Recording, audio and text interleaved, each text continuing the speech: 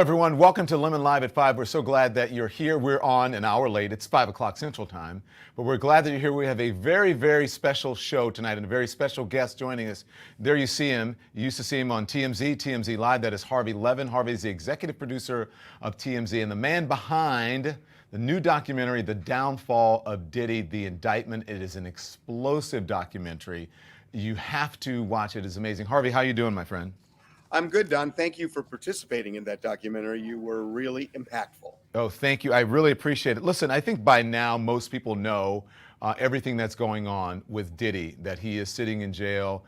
They refused bail. He's sitting there. His attorney has been out speaking, but not as much as he's speaking in this documentary. So before I just run some sound bites and talk to Harvey about it, I want you to see the teaser on this documentary. Again, as I said, explosive. Here it is.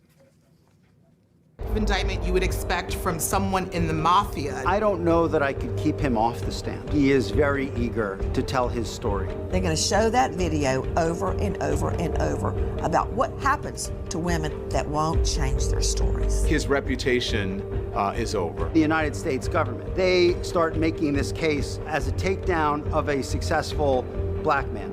TMZ presents The Downfall of Diddy, The Indictment, now streaming on Tubi. Fantastic. You can get it on Tubi, all right? And just click on to Tubi and you can watch it anytime. It's up there live, right, Harvey? Right now. Harvey, Mark Agnifilo says that Diddy wants to take the stand. Are you kidding me? You know, I know how dicey it is, and I even asked Mark that. And I said to him, how on earth is he going to take the stand and subject himself to cross-examination on the Cassie video? And he said, well, somebody's got to explain it. And if it's between the lawyer or the person who brutalized her, it's better for him to try and explain it. And I asked him a little bit about how is he going to do that? So look, I'm telling you what he said. I'm not embracing it or rejecting it. But what he said, Don, is that he is going to explain what he says is a complicated, toxic, and what he called a loving relationship over a long period of time that involved cheating and heartbreak and hurt.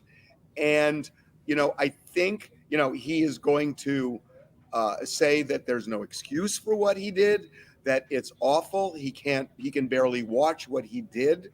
But I think he is banking on jurors who have had the kind of life experience where they have, you know, experienced trauma in relationships, difficulties in relationships. And the reality, Don, is he's not being tried for what he did on the Cassie video. That is not part of this case. He's not being tried for that. That's a state case. Statute of limitations is run. It's not about whether he's guilty of that or not. Okay, hold that thought because I want to ask you about that statement, but I just want to play Mark Agnifilo, Diddy's attorney, in his own words, really explaining what Harvey just said about he is champing at the bit to take the stand. Here it is. I have interviewed a lot of people for this documentary, and a lot of them have said game over after they saw the Cassie video. Does this compel you to put him on the stand and explain it? I don't know that I could keep him off the stand. I think he is very eager to tell his story. And I think he will tell every part of his story, including what you see on the video. So I expect it's going to be explained by the both of us. It's kind of breathtaking that what you're telling me is that Diddy is going to take the stand and he will be cross-examined about this video, about the violence in the video, about the freak-offs, about allegedly blowing up a car, all of those things. That feels kind of dicey. He has his story, and he has a story that I think only he can tell in the way he can tell it in real time. And it's a human story. It's a story of love. It's a story of hurt. It's a story of heartbreak. I mean, when he describes that relationship, the word he uses more than any other word is heartbreak. He was heartbroken. She was heartbroken. Okay, Harvey, let's talk about it. You said, so he's not being tried what happened on the video. They did reference a similar thing, if not the same thing, in the indictment, right? When Damian Williams, the attorney for the SCNY, released the information in the indictment. So I'm not an attorney, you are. Prior bad acts, not admissible. Is that videotape going to be admissible? And so that will have an effect on the case, whether it is or not. Yeah. And I asked Mark about this and other people as well, Joe Tecopino and others. There's an argument you could make that this video is so incendiary, so prejudicial, because really that's what evidence is meant to be, prejudicial. But at a point, the issue is that is the prejudicial value bigger than the relevance? And the argument could be, look, he's not being tried for this, but when a jury sees it, there is no way this jury is not going to paint him as anything other than a monster. So the argument would be for the defense, keep the video out of the trial because it's not part of the case really, and it's just used to inflame. Pretty much everybody, including Mark, agreed it's going to be a losing argument. The judge is probably going to let it in. So then they have to deal with it. And again, it's not that he's being tried for it, but the prosecution is going to say, this shows the way Diddy treats women. This aligns with the allegations made about some of the brutality and illegality connected, for example, to the freak-offs. And that's why they're going to use it. It's indicative, they're going to say, of his personality and his behavior. And if he does that to her, imagine what he was doing to other people. Yep, exactly. Some of the most salacious things that are alleged and listed in this indictment are the 1,000 bottles of baby oil and lubricant and what have you, and then the freak-offs. I am surprised that Mark Agnifilo was as candid about all of this in his interview with you. Let's take a look and we'll talk. Freak-offs. But, back when I was a kid in the late 70s, they were called threesomes. If these are genuinely threesomes, how do you explain 1,000 bottles of baby oil? I don't know where the number 1,000 came. The U.S. attorney said it. I can't imagine it's thousands. I mean, and I'm not really sure what the baby oil has to do with anything. They're essentially saying it's a lubricant for an orgy. I guess. I don't know what you need 1,000. One bottle of baby oil goes a long way. I don't know what you need 1,000 for. I mean, he has a big house. He buys in bulk. I think they have Costco's in every place where he has a home. I mean, have you sat in the parking lot of a Costco and see what people walk out of there with? Not 1,000 bottles of baby oil. I don't think it was 1,000. I think it was. Let's just say it's a lot. Okay. I know. Harvey. I get the reaction, Don. I mean, but would any jury buy that? And would the Southern District of New York, with a 97% conviction rate, would they say there's 1,000 bottles of baby oil and lubricant if there weren't 1,000 bottles of baby oil and lubricant? Well, it does kind of go to an important point. Let's assume Diddy was having orgies and that was the purpose of 1,000 bottles of baby oil. That doesn't land you in prison, Don. It's not whether he was having orgies.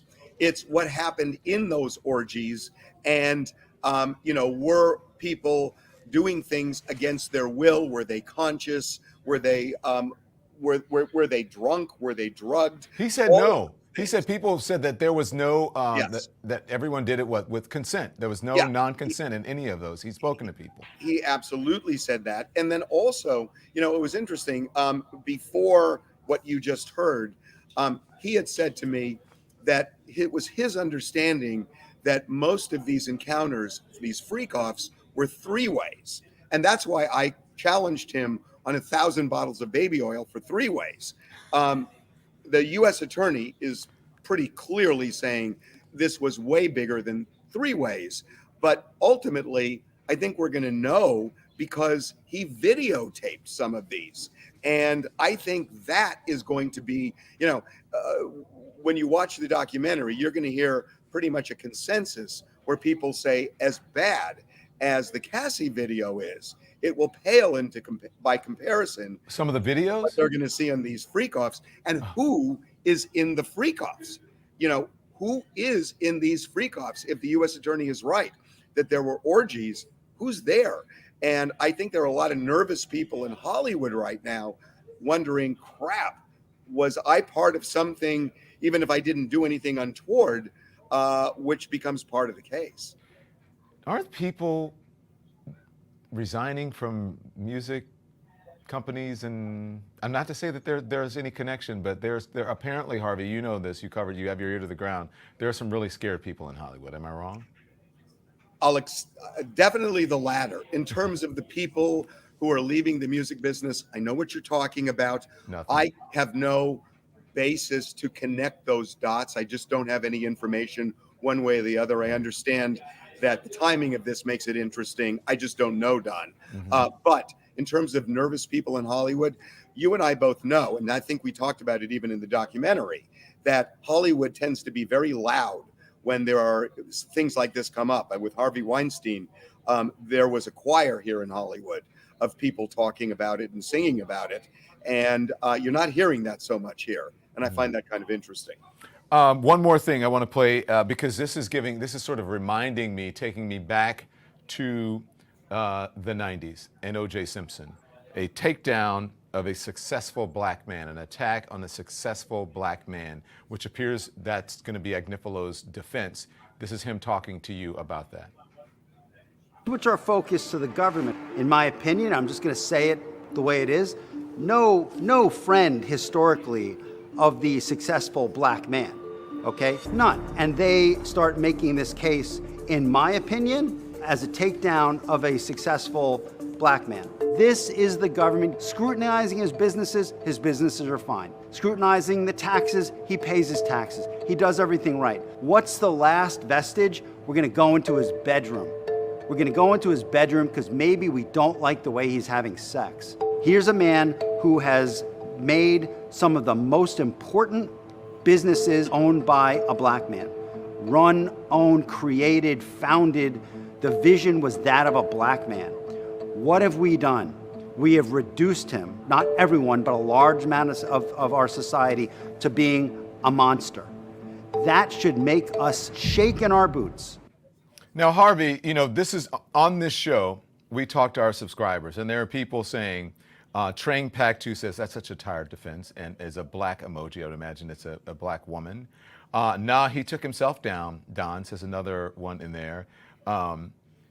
This is a worldwide operation. Do you think that defense? Look, there are times when people are, the targets, and black men in society, don't have as much agency as others in society. But Diddy, why would there be a takedown of Diddy? You think that defense is going to play? Is it warranted here? Well, I'll tell you. You mentioned O.J. Simpson. Yep. That was my life for a couple of years. That's all I did. And I will tell you, I covered that trial from the very beginning. I covered it from hours after the murders. I have never seen a guiltier man than O.J. Simpson. That said, I watched Johnny Cochran completely turn the trial on its head and asked ultimately the jury to make a statement that this was racially motivated by an allegedly racist detective and an LAPD that was out to get this guy, and it worked. And I covered that trial, and I watched all the evidence, and it was overwhelming, yet it worked there. So I think a lot is going to depend on the composition of the jury. Do I think that in itself will fly? No, I don't. Had you asked me that at the beginning of O.J. Simpson, I would have given you the same answer. The same answer. Harvey, we appreciate you joining us. It's on Tubi. And now, is this a coda to the first one? Because you had another Diddy doc previous to this, right? Before the arrest. And now you have this one. Right. We did a Diddy doc right after the raids. And now we're really getting into what the charges are. Because remember, Don, until the indictment came out, we didn't know what the specific charges would be. So we're getting into that in this one. And, it gives us more context to really kind of dig. Harvey Levin, the executive producer of TMZ and TMZ Live. Check your local listings. And also on Tubi, you can see The Downfall of Diddy, the indictment on Tubi with Mr. Harvey Levin. Harvey, thank you very much. Appreciate it. Say hello to everyone over there at TMZ. I will, Don. My pleasure. Again, thanks for participating in the doc. Absolutely. Thank you so much. My pleasure. Thanks. So there you go, guys. Harvey has this really unbelievable, explosive documentary that is out now, and I have seen it, most of it. I'll be honest with you, I haven't seen the end, but from what I have seen, wow, wow, wow, and I think it could only get better. What do you guys think of it? Let's talk about it, since I have you here to discuss today on Friday. We have a little bit of time to discuss. I want to know what you think in the comments. Now, this whole idea about it's, the attack of a black man or a takedown of a black man. Are you guys buying that? Do you think that this is a takedown of a black man? Now, I know, that there are racist cops. I know that, historically, black men have had a tougher time in society than white men. Diddy is a man of means. Diddy is a billionaire, at least was. That was the last, when they have the wealth report, net worth report, as of a couple months ago, was $1 billion. So I see you, Tora Verde says, no, it's not buying it. Hell no, says Don Farmer. Not in this case. So you people are not buying, not this time. Don says a True Reality LLC. Nope, says Ms. McPherson. Nope, it is not. Absolutely not, says Dolores Thomas. Why do you guys feel that way? He probably did so much more. BS said, I think it was Dolores who said that. He is guilty. Innocent until proven guilty, says Wes. I believe that. More than $500 of baby oil is such a waste, just saying. So look. The way that this doc is done, it's not salacious. I mean, listen, the allegations in the indictment are salacious, right? So you can't help but there's a certain tone and tenor to this documentary, right? But because it is so salacious in nature, but the documentary doesn't come off as that. It comes off as fact-based. And getting Mark Agnifilo, the attorney for Diddy, was such a get. That, I mean, it really made this documentary, to have him responding to every single bit of evidence and accusations in this doc is really, really amazing. So thank you guys for chatting and talking about this. I'm glad that you're all in the comments today, and so I appreciate that. I like that. He will never admit it. Let's see. I just want to read some of this. He can't hide behind good deeds, says Cassandra. He will get his day in court like Trump or Weinstein, says Kristen Thompson. Listener says, sure, he's innocent until proven guilty, but the court's verdict is not all the same as the court of public opinion's verdict. That's true. The court of public opinion's verdict, though, means you don't have to spend a life behind bars, but you do have to spend a life with people thinking you did something if you're found innocent that a court of law found you not guilty of. Puff has always made me suspect. He did so many artists wrong, says Bunny Scoggins. Respect is earned by actions. We need to be more discerning when we put great value to the rich and famous, says Roxy. That's very good. The survey is strange, meaning the one that we have there. Clint Westman explained, yes, it is a takedown of a successful black man, a guilty one.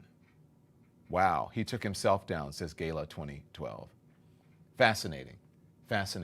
How much longer does this story go on? Obviously until it goes to court. I'm wondering how long that process will be. Now, remember, Diddy is in the same facility. Wendy Williams said it best, says DMP Film. Yeah, Wendy Williams was on this story before everyone. She actually got fired for reporting some of this stuff and then had to go to Philadelphia and then recoup or try to regain her career, reignite her career, then came back to New York and then did her talk show. They actually reunited on television. And, it was sort of a kumbaya moment, but it's fascinating that Wendy Williams, way ahead of her time. Wendy Williams said it best. Wendy Williams said it best. Wendy Williams said it best. I got it. Okay, I get it.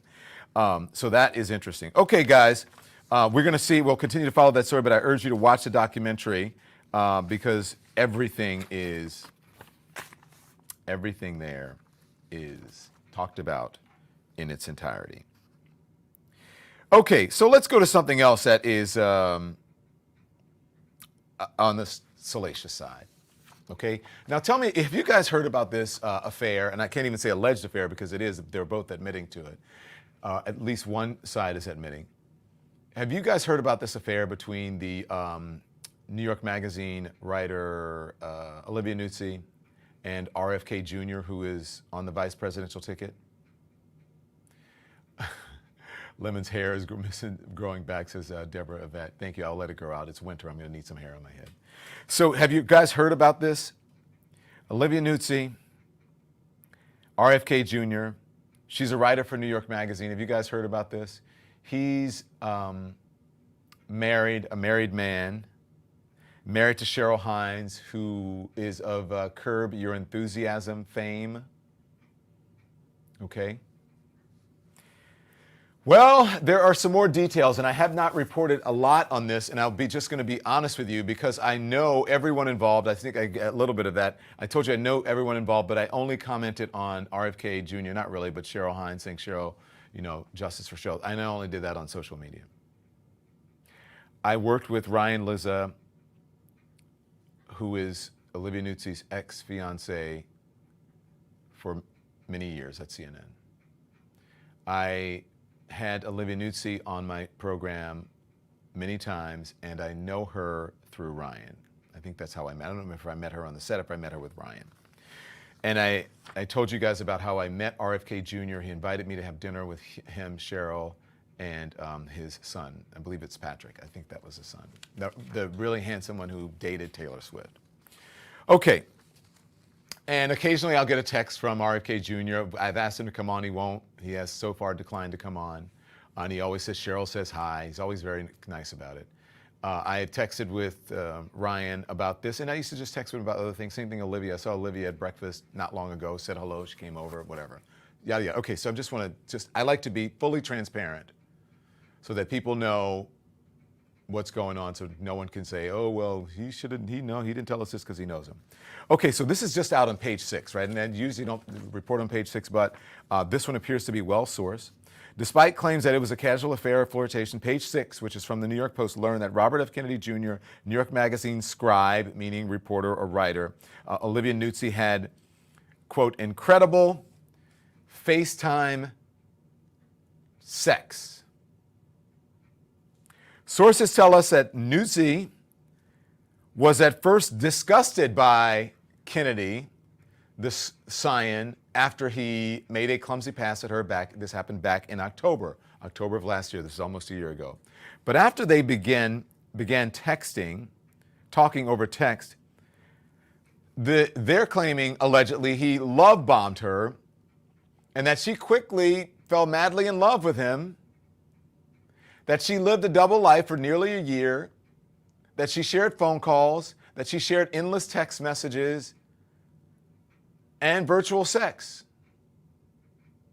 with the former presidential candidate, now vice presidential candidate, not vice presidential candidate. Sorry, that's J.D. Vance. What am I talking about? Sorry. The former vice presidential candidate who endorsed Donald Trump. I've said he's the de facto vice presidential candidate. That's what I believe. All while engaged to her partner of almost a decade. Okay? Multiple insiders are telling the Post that Nuzzi, even after Kennedy denied their affair in the press and even after he implied that he might sue her, they're saying he's still in love with her.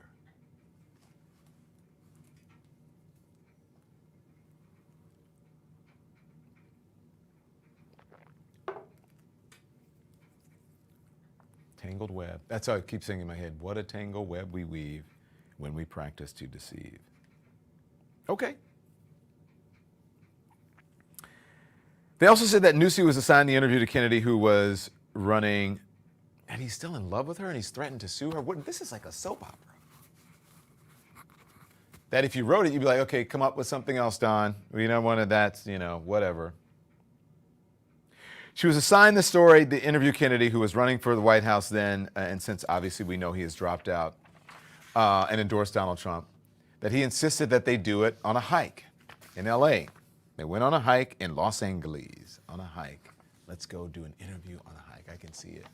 October, scarves, sweaters. It's like what is that channel that does the Christmas movies like year round? Is it Lifetime? Hallmark. It's like a Hallmark channel. Extravaganza. Presidential candidate meets reporter on a hike. They fall in love, but they're both married. What do they do? No, Taver Wooten, she isn't married. She was engaged. Hallmark, you guys got it. I got it. She's 31, he's 70 with kids. Well, I'm just saying. He is 36 years older, says Yvette. Okay, I got it. Okay, so presidential candidate, older man, May-December romance. I mean, come on, you guys are adding to it. Help me out here. Give me something, okay? Hallmark or Lifetime. So they're on the hike, on the trail, in the park, in the forest. He insisted they do it on a hike in Los Angeles area. Did they go to whatever, is it Grant? I forget what it's called. Where the, I'll think about it. We're told that Kennedy, who is married to actress Cheryl Hines, grabbed her arm during the walk, apparently as a romantic overture, right? And Nuzzi pointedly said that she and her fiancé, political journalist Ryan Lizza, often hike together as well. Oh, Runyon Canyon. Yes, there's Runyon Canyon, but there's also another thing that has the, what's the thing that you went to when you were a kid that is the space? There's a park there, something planetarium, yes. But there's also a hiking thing there. Okay. The magazine's Washington, D.C. correspondent later told a wide group of friends, including an editor at New York, again, these are all allegations allegedly, that she was freaked out by his sudden gesture because they had been alone in a secluded area when he made the move. So apparently he made the move on her, okay?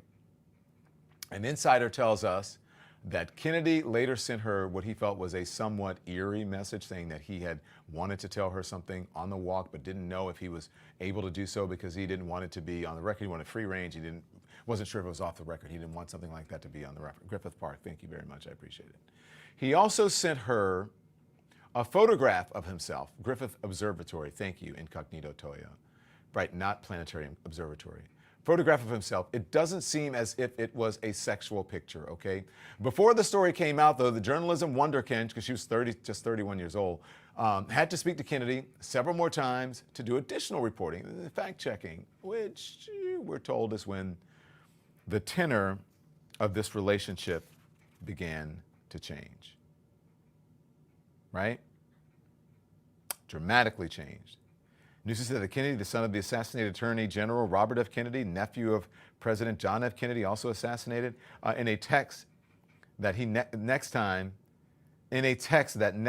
she was in LA, perhaps they could go hiking again, but this time with their respective partners.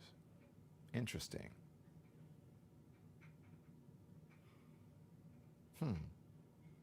Kennedy quipped that Hines only likes to go hiking in the mall, allegedly. A source close to Nuzzi denied. She suggested that they go hiking with partners. This is crazy. Now, there are more really salacious details or just intimate details or personal details that maybe only RFK Jr. and Olivia Nuzzi would know. So someone close to them, some friends, are leaking. He love bombed her, a source says he's done it to lots of women, claimed that he can't live without them. He told Olivia that they'd be together after the election. Another source said that while he may have been implying that they could have an in-person relationship after the election, he was always made it clear that he would not leave Hines for her. Okay, wow. And now I read that New York Post story. Let's see what the Daily Beast. Daily Beast. Oh, okay. The Daily Beast alum, which was Olivia, I would imagine, told friends about a man she'd seemed bewitched by, without mentioning his name. So others said that she was surprisingly open about the romance, while Kennedy boasted about it to pals.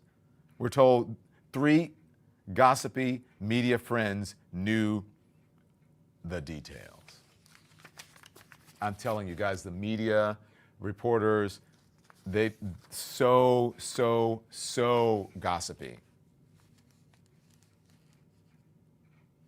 They are leaking to people, leaking to the papers. Now, are those friends? You have to be careful about who, and sometimes the people closest to you leak. And even the people that you're trusting and the people that you're saying that you even want to have speak for you, that you're trusting, I need you to help me out. Those are the ones who are doing the leaking. Trust. I know what's going on here. I know what's going on here. I've seen this movie before. I have seen this movie before. He's denying, he said he only met her once. He said it was a hit piece. Hines hasn't commented, but has appeared in public without her wedding ring since this happened. New York Magazine declining to comment. Newsy declining to comment. But in those comments, I mean, Newsy is in those comments. I mean, she's not on the record. Someone is speaking for her, and they're saying, conveying to the press what she would like to have conveyed. But then they're saying she is not commenting because she is not the one speaking directly to the press, allegedly. Or she could have enough friends who are in the press where she can talk to them and say, no comment, but this is, I'll tell you on background. But most probably she has someone she knows is a friend who is helping her. I'll tell you, she probably has someone she knows is a friend who's helping her with her PR situation. That person is speaking to the press, and that person is probably the one who is part of the whole leakage. I've seen this movie before. Trust me. I'm an old head, guys. I've seen all this. I know what's up. Okay? Let's move on, unless you guys want to continue to talk about this. I am shocked by this. I cannot believe. Her friend said that they can't believe that she would, risk her career over this. Look, I believe that people can come back from things, and she may be able to come back from this, but let's see. But also, like I said, this is a salacious story, but Olivia Nuzzi should not be the only one who is paying the price for this, right? Her actions, they're both grown, consenting adults. If it is indeed true, so should he. He's a married man. He should also know better. He's running for president, yada, yada, yada, yada, yada. It's not just Olivia Nuzzi, right? So don't be like, oh, I can't believe her. She is loose and all of that. Well, he's, same thing, okay? All right. By the way, Olivia, if you want to come on, RFK, if you want to come on, I would love to have you.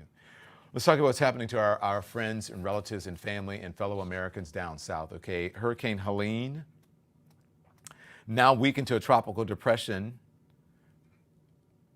It's a tropical depression. It's killed a lot of people, guys. The death toll is going up. I don't know if it has changed since I've done this, but at last check when my producers were doing this, we were going through, it was 41 deaths. Still wielded enough power to elicit horrific flooding across multiple states, millions without power, 41 deaths so far, and probably will go up. It made landfall last night just after 11 o'clock, 11:10, near Perry, Florida, 100-mile-per-hour winds. 100-mile-per-hour winds. Crazy. I'm not sure if we have the video of it from this morning, but we had the man inside of his house showing just the craziness of it. There's just one thing that I want to show. There was a weatherman on the scene down south. I'm not sure if he was in Florida or Georgia or whatever. It could have been Georgia because it went up through Georgia. Okay? You can see right here, we've got this this lady drove into the area that's flooded out. A drowning woman. She's screaming right now. She's Watch. called 911. Fire department is coming in. We got you. 911, they're coming. You're good. You're good.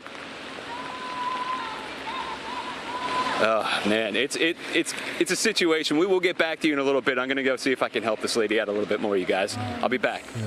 Moments ago, Fox Weather's Bob Van Dillen saved a woman trapped in a car. He went and Look got at her. that. He's saving her. He called 911 for her. Bob is going to join us coming up.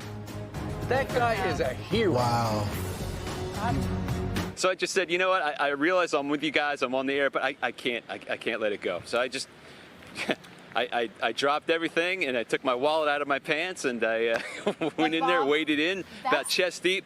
And the water was actually rising and getting up into the car itself. So I told her, okay, undo your seatbelt. And she undid her seatbelt. And I said, let me have your phone, let me have your bags, and then put on my back. And then we walked in. So she's short. She's probably about this tall. So I put her on my back and just brought her in.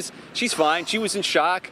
She was cold, shivering, so I gave her one of my shirts, and she was in our car just warming up. About 10 minutes later, the fire department came, saw that we were okay, and they went on to the next rescue, wherever they're going. Okay, over at Fox News. Now, did you guys see me looking like that? I'll tell you why I'm looking, by the way, hero. That is amazing work, right? Okay, let me tell you why I was doing that. Now, riddle me this. You guys know. Listen, so do you guys remember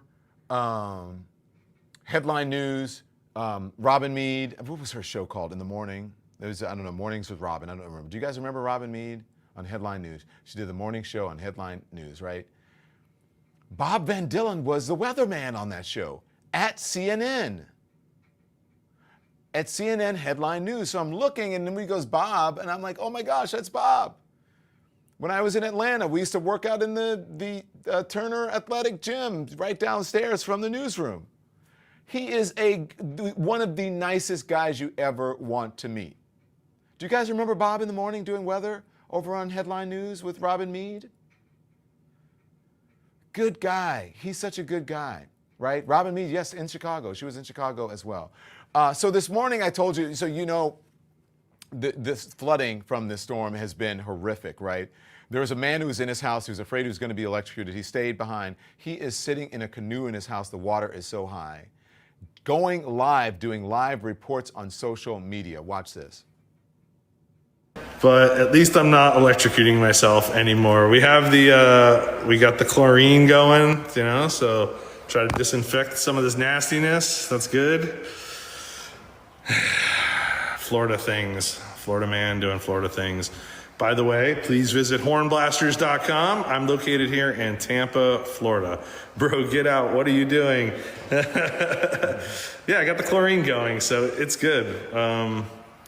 We don't take anything serious. We're Florida, man. What am I going to do? I just checked the weather in between my lives, and it looks like at 2 a.m. the water might start going down. But in the meantime, it's going up. The foundation of the house, like all this water is bubbling underneath the foundation.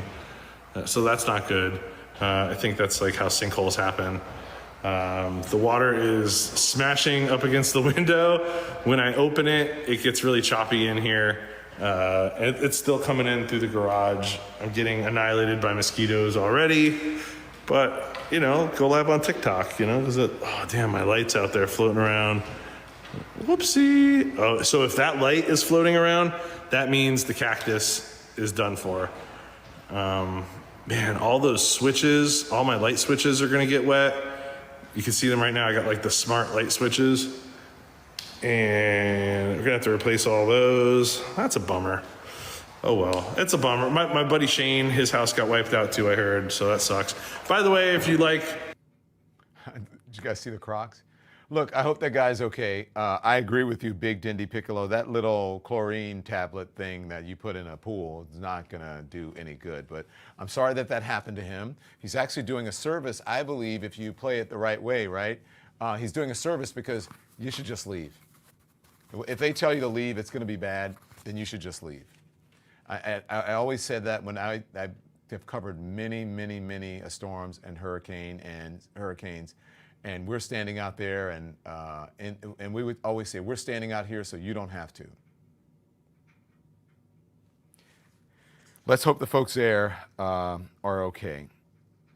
Florida's Big Bend region has records, let's see. It was a Category 4 storm to hit Florida's Big Bend region since records began in 1851. They're in trouble down there. Overturned boats, flattened homes, a vista of floodwaters several feet deep were revealed at dawn across the storm-weary region. Hurricane Helene is said to be one of the most damaging and deadly hurricanes on record for the Southeast, owing to its unusual size and rapid intensification. Wow. Bob Van Dillen, you did a good job. So did you, sir, doing the live reports and helping people. Just real quickly, I have something else that I want to talk to you about. I want to talk to you about the vice president. The vice president has been doing interviews. She's going and doing more interviews. They said you haven't seen anything yet. They're going to have her out and about, okay? So the vice president, do you guys know who Uncle Luke is? You guys know Luther Campbell, right? Luther Campbell's a businessman, a record executive, a rapper. So Luther Campbell. She sat down with Luther Campbell to talk about whatever Luther Campbell wanted to talk about, Uncle Luke. Here's the vice president and Uncle Luke. False choice to say you either believe in the Second Amendment or you want to take everyone's guns away. Mm-hmm. That's how I think about gun safety laws. Assault weapons ban. So here's how I think about it. The assault weapon was designed to kill a lot of human beings quickly. Mm-hmm. That is its whole purpose for being. Mm-hmm. And there is no room for that on the streets of a civil society. It is a weapon of war. No question about it. No question about it. The leading cause of death of young black men in America is gun violence, and literally greater than the next 9 combined. So of the variety of health or accident, the accidents that cause death for young black men, the gun violence is greater than all of the next 9 combined. Wow. The data shows that our kids are getting killed in the daytime. You have education. So when it's standardized testing, everybody just focus on the test. So what ends up happening is now the test is connected to the grade point average of the school. So in order for the school to stay open, you have to be at least a C or B school, because a lot of the charter schools have taken a lot of kids out of the public schools. Yeah. Okay, so that's her speaking with Uncle Luke. Okay, let me say this. Good. Smart move. She's going to continue to do that. You know, she has to shore up her support with men. She's got some work to do, and with black men. So she's going to speak to Uncle Luke, who has credibility. That was, Veronica, I agree with you. I'm not going to say, but yes, they need to schedule some, downtime. You're right, and I think so too, and you need to rest more than anything. Okay? So I think it's smart that she is going into the places where she can reach the demographic that she needs to reach. And she's talking about the issues that she needs to talk about because of that whole idea that she put so many black men in prison or whatever, the false idea about that, which wasn't true. So she needs to work on that, and she should do Club Shay Shay. Yes, Miss Ladybug, she should do Club Shay Shay. She should also do, the Don Lemon Show. Or she should come on with you guys on Lemon Live at 5. Don't you think? I think she should. Okay, this is a very interesting. So let's see what we're going to hear from the vice president again, but on something else. Okay, so one more thing that I want to share with you. Trump and Zelenskyy met today. You know, the vice president met with Zelenskyy, I believe it was yesterday, in Washington, and they held this sort of joint press conference. So meeting with the Ukrainian President Volodymyr Zelenskyy for the first time in 5 years, former President Donald Trump complained today about his 2019 impeachment, said if reelected that he would work to end the Russia-Ukraine war with a deal that is good for both sides. Quote, we're going to work very much with both parties to try to get this settled and to get it worked out. Now, there's a soundbite of this. I'm not sure if I have it. I had it on my social media, but I'm not sure if you have the soundbite of him and his comment to President Zelenskyy. I know that we have the comparison between the two, but he said that you're standing next to Zelenskyy while speaking to a small group of reporters ahead of their closed-door meeting. It has to end, and I quote, at some point, it has to We have end. a very good relationship. There it is. And I also have a very good relationship, as you know, with President Putin. And I think if we win, I think we're going to get it resolved very quickly. I really think we're going to get it resolved. I hope we have more good relations. We're going to have, I see. Yeah, but it takes 2 to tango. So he's saying, I have a very good relationship with Putin. I have a very good relationship with Putin. And then Zelenskyy turns to him and says, well, I hope you have a very good relation. We have a better relationship.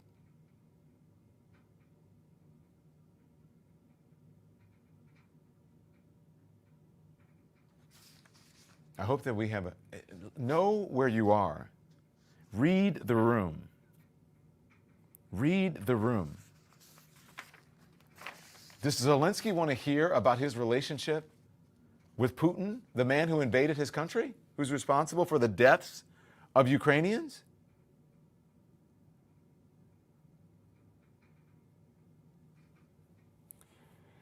He said the two leaders have a good relationship. However, they're absolutely gobsmacked galled that I say almost a good relationship. Because, I mean, look, Putin has committed untold war crimes in Ukraine in invading the country. He's accused by the ICC of kidnapping hundreds, if not thousands, of Ukrainian children. And he is sitting there saying, I have a very good relationship, it has to end. And then he says, it takes two to tango.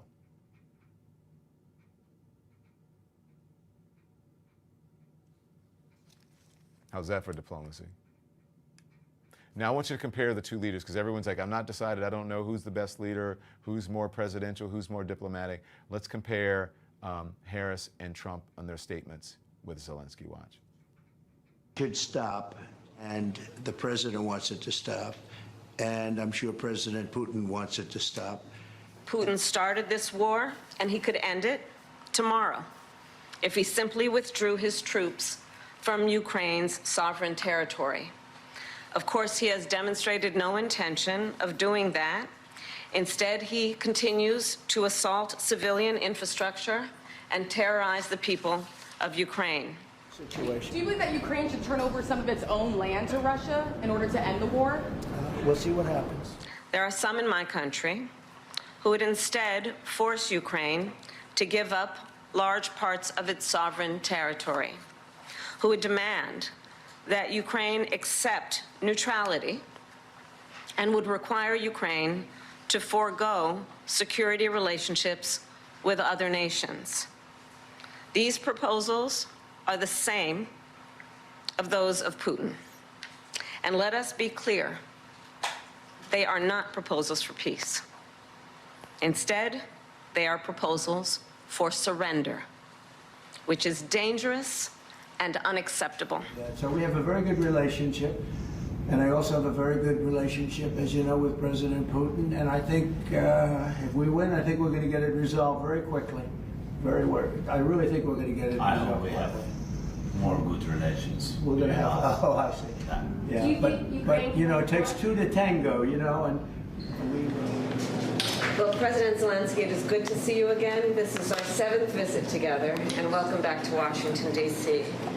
As I have made clear on our 6 previous meetings and throughout Putin's brutal aggression and war against Ukraine, my support for the people of Ukraine is unwavering.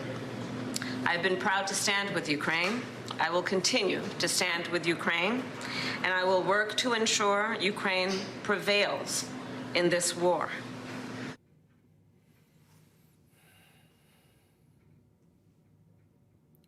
Seriously. Come on. Is there a question? Is there a question at this point? You're right. Someone said he's so unserious. He's so unserious. I kept thinking about the contrast between President Barack Obama and Donald Trump over when al-Baghdadi was killed. You remember that? He died like a dog.